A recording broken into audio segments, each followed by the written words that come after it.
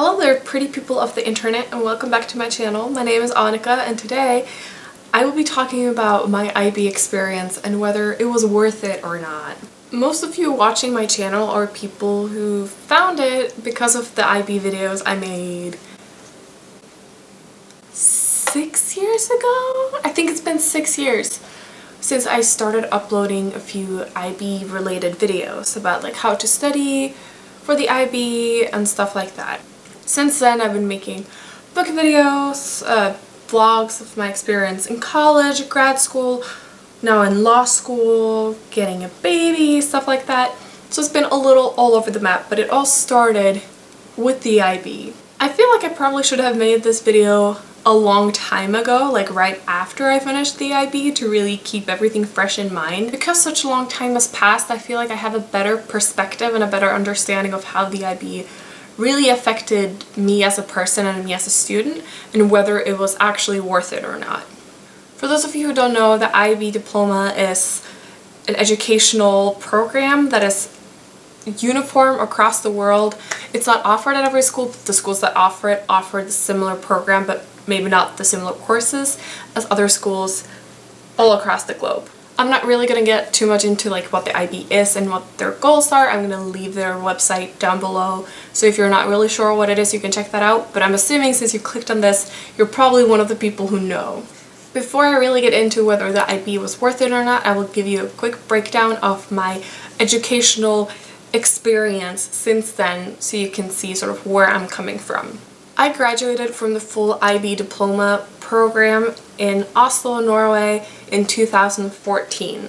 After I graduated, I moved to Oregon in the United States, where I went to Oregon State University and got my bachelor's degree in political science with a focus on international relations and a minor in Asian studies. Fall 2015, I studied abroad at Akita International University in Japan, and then I graduated from Oregon State with my degree in 2016. I graduated summa cum laude. Everyone says it differently, so don't get on my ass. I graduated summa cum laude with a GPA of 3.93, and I graduated in 2 years instead of 4. I then moved to London, where I got my master's degree in international peace and security from King's College London, and I graduated from that in 2017, spring 2017. Then I went where I am now, which is back in Oregon. I am now in law school. I'm starting my third and final year of law school here in Oregon, and I am doing well. Since I'm still in school here, I'm not going to say what school I go to. I probably will once I've graduated, because I don't really care. But now, for safety and privacy reasons, I will not tell you what school I go to. It's not hard to find out though. You have 3 options. So was the IB worth it? The IB diploma program is notorious for being extremely difficult, extremely time-consuming, and just being challenging for high school students overall. It requires a higher level of determination than your normal programs, at least in most countries. It requires that you're driven, that you are able to have a high level of knowledge in a variety of different subjects.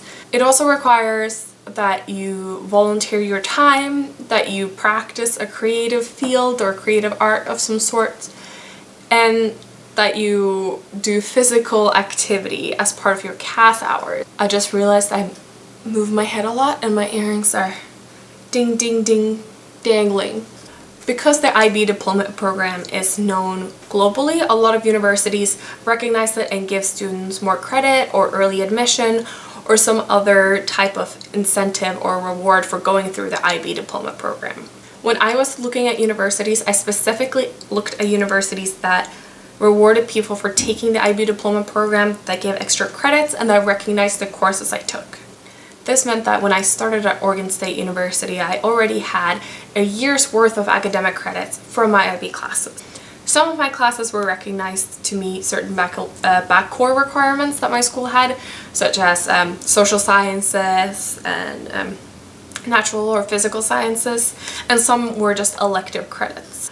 A lot of people often feel very cheated because the IB is often advertised as being something that universities recognize and love, and they want IB students, and that's not always true. Some universities don't know, they don't care but I feel like that is mostly on you as a student to know whether your university is going to reward you for that or not. A lot of students are also frustrated that they don't get all the credits, but there are so many universities out there. So if you have a dream school in mind already before you start the IB, check with them if they will give you like extra credit or credit when you start university for completing IB classes. This is on you. I personally only looked at schools that would recognize the IB diploma program and my credits because that was important to me. So these are some of the pros I've had from taking the IB. One, I got admitted into university early because they knew that they could rely on my IB score to get me to the standard they wanted, basically. Two, I got a lot of extra college credits, which means I could graduate a year early. I graduated 2 years early, but that's because I took a bunch of credits, which I will get to. Three, I got significant scholarships for having completed the IB. Four, and this is the most important one, my study habits are incredible. Now, I don't remember much of what I learned in the IB of the actual course material, but I was able to develop incredible study habits. This means that through my undergrad degree, my master's degree, and now in law school, I am able to read material quicker, remember more, I take better notes, I waste less time, I'm a lot more efficient and still do very well. I don't waste time on what's not going to help me. I'm very good now at reading a syllabus and knowing exactly what is required of me, or I figured that out, but I know how to study for a certain class. And I figure it out, and I have a variety of different study methods that I have already developed. So if a class requires something slightly different, I can just pull from like my repertoire of knowledge and methods and apply those and not have to like relearn different methods every time I use them. As I said, in undergrad, I got a 393, between 18 and 26 college credits for every single term. Some terms I would take 9 classes at once, but I was able to do it because I had the time and I had the discipline from taking the IB. Because I did so well in undergrad, I was able to get into a very good and prestigious grad school where I also put in minimal effort and graduated with like a B+ average. It was not a great time in my life, I will admit that, but I still passed.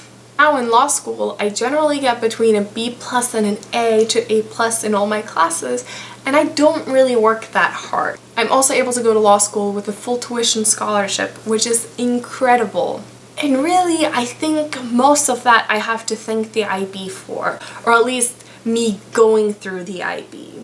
I don't think I would have learned these habits if I hadn't been put through that process so early on. The study habits that a lot of people try to figure out and only sometimes succeed at figuring out during college, I had learned before college. So for me, the IB has really been just like accumulation. Like it started with the IB, I learned some incredibly valuable skills and I did well. I think I got a 39, which is a good score. I know most people here on YouTube that talk about the IB get like in the 40s. Okay, I was only 1 point away from the 40s.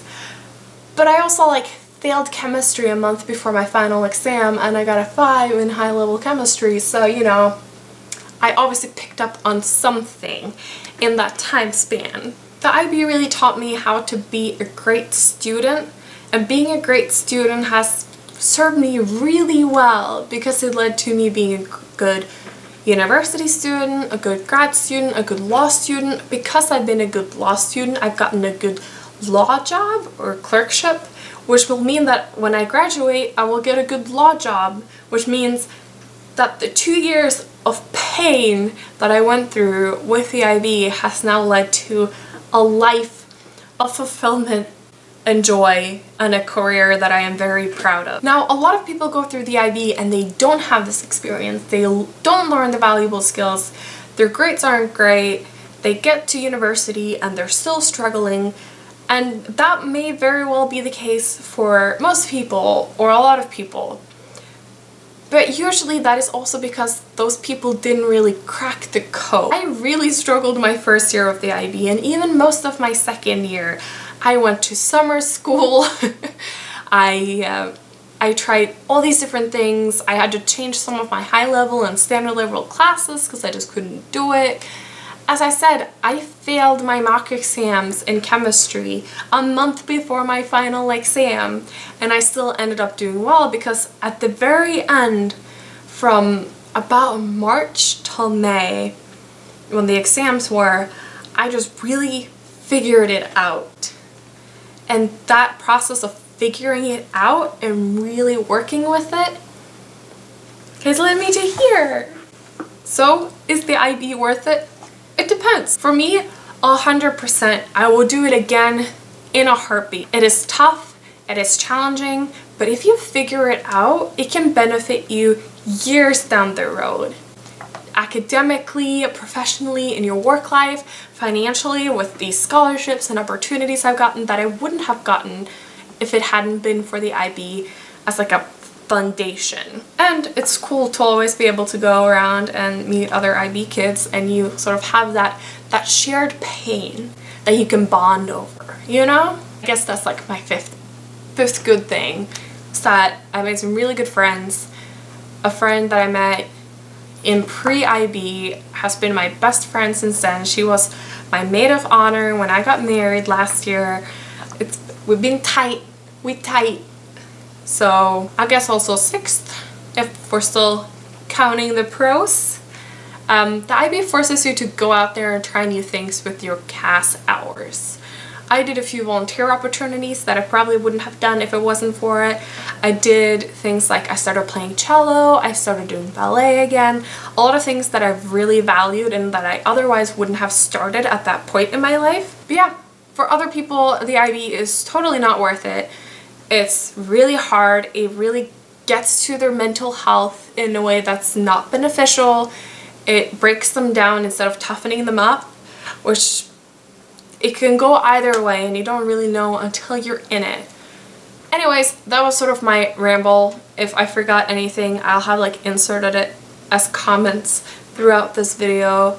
It's an individualistic determination. I can't just say overall everyone should do the IB or no one should do the IB. But if some of parts of my story has like struck a chord with you, if you know you want something similar or you feel like you're the same type of student, then I would say do it. If you can, do it. Just be ready to commit. You get out of it what you put in. You really just have to take an honest look at yourself, your motivation, what drives you, what environment do you thrive in, how much can you handle or can't you handle, and what is your ultimate goal with doing the IB diploma or potentially doing the IB diploma. If you're on the fence, I would always say just do it, and if you can't handle it, at least schools here in the US let you drop down to doing just IB certificates for certain classes, so at least you'll have that going for you, which is pretty good. So anyways, thank you guys so much for watching. If you've done the IB, you're in the IB, or you're considering the IB, please let me know down below why. And thank you guys so much for watching, and I'll talk to you later. Bye!